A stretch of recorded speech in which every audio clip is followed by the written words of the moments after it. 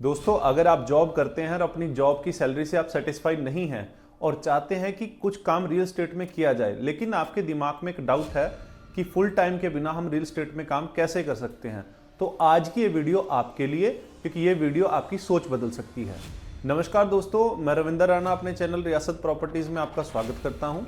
अगर आपके दिमाग में भी ये क्वेश्चन आता है क्या जॉब करते करते हम रियल एस्टेट का काम कर सकते हैं, बिना किसी धोखेधड़ी से और मोटी रकम लगाए बिना क्या हम रियल एस्टेट में कदम रख सकते हैं, तो आपका ये सोचना बिल्कुल जायज़ भी है और इसका आंसर है कि बिल्कुल हाँ, आप रियल एस्टेट के अंदर बिना कोई मोटी इन्वेस्टमेंट किए और बिना अपनी नौकरी छोड़े भी सही माइंडसेट के साथ, सही प्लानिंग के साथ अगर आप काम करना चाहते हैं तो आप काम आसानी से कर सकते हैं। दोस्तों, हिंदुस्तान की रियल एस्टेट मार्केट के अंदर जो सबसे ज़्यादा इन्वेस्टर हैं वो छोटे इन्वेस्टर हैं। 70% जो बिल्कुल छोटे इन्वेस्टर हैं वो क्या तो आईटी कंपनीज में काम करते हैं या बैंक में काम करते हैं, किसी सरकारी जॉब में काम करते हैं या प्राइवेट कहीं पर ही जॉब करते हैं। और ये सारे जितने भी साथी हैं ये फुल टाइम ब्रोकर नहीं होते, बल्कि ये छोटी छोटी इन्वेस्टमेंट करके ही यहाँ पर रियल एस्टेट में पैसे कमाते हैं।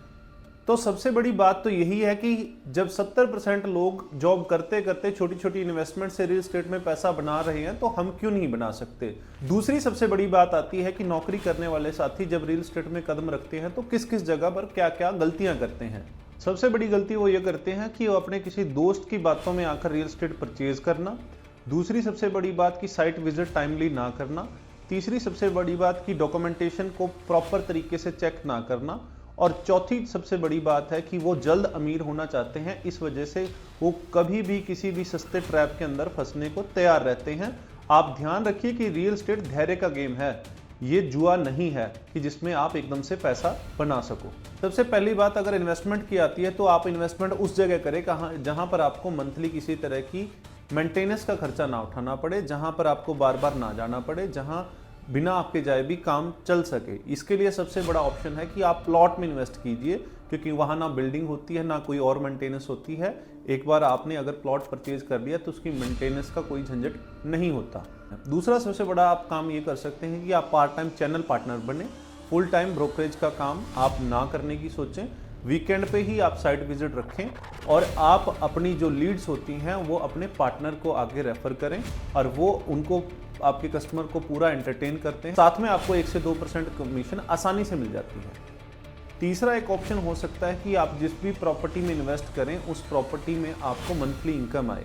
आप सबसे पहले अपनी ईएमआई की पूरी प्लानिंग बनाइए। 60 से 70% से ज़्यादा आपकी इनकम से अगर ईएमआई है तो खतरनाक हो सकती है। पूरी प्लानिंग के साथ किसी चीज़ को परचेज करें और जहां से आपको मंथली इनकम आती है उसके साथ साथ आपको फ़ायदा ये होता है कि उसकी एप्रिसिएशन भी बढ़ती है और साथ में मंथली इनकम भी आपको मिलती है, तो आप उस तरह की प्रॉपर्टी में भी अच्छा फ़ायदा जॉब करते करते कमा सकते हैं। चौथा काम जो आपको इसमें करना है वो सबसे बड़ी बात है कि आप जॉब करते करते भी अच्छी तरह से डॉक्यूमेंटेशन की रिसर्च का काम आसानी से कर सकते हैं। आप सबसे पहले रियल एस्टेट में एंट्री से पहले आप अच्छे से रिसर्च का काम करें। आप देखें रजिस्ट्री क्या होती है, बयाना क्या होता है, नकल क्या होती है, और साथ साथ में ये भी देखें कि किस लोकेशन पे क्या मास्टर प्लान गवर्नमेंट ने डिज़ाइन किया है। क्योंकि जब आप डॉक्यूमेंट को पढ़ना और समझना सीखते हो तो आपका कॉन्फिडेंस भी बढ़ता है और साथ में आपको कहाँ इन्वेस्टमेंट करना है इसके बारे में भी आपको क्लैरिटी आती है।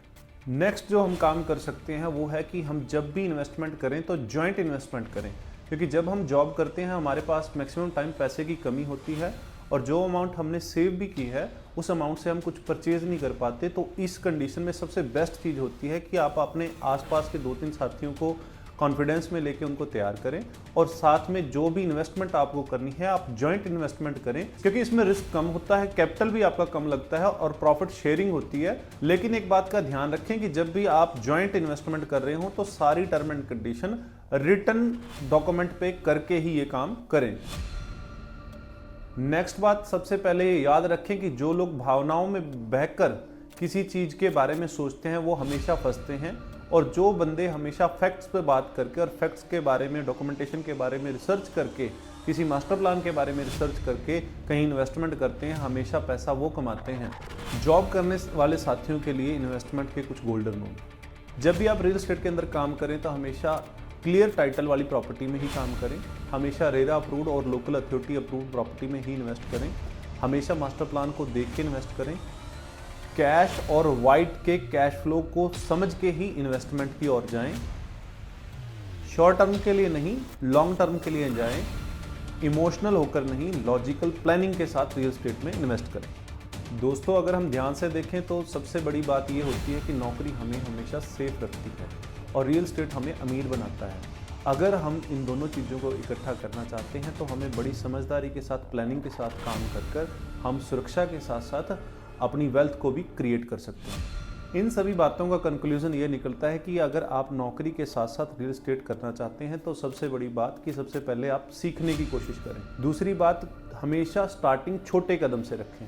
और तीसरी बड़ी बात, हमेशा लॉन्ग टाइम इन्वेस्टमेंट के लिए जाएं और अच्छी तरह सीखने के बाद ही लंबा कोई बड़ी इन्वेस्टमेंट इसमें करने की सोचें। दोस्तों, अगर आपको हमारी ये वीडियो अच्छी लगी तो हमारी वीडियो को लाइक एंड शेयर जरूर करें और साथ ही हमारे चैनल को सब्सक्राइब जरूर करें, क्योंकि हम रियल एस्टेट की अवेयरनेस के इस तरह की वीडियो लेकर आपके सामने पेश होते रहते हैं। धन्यवाद।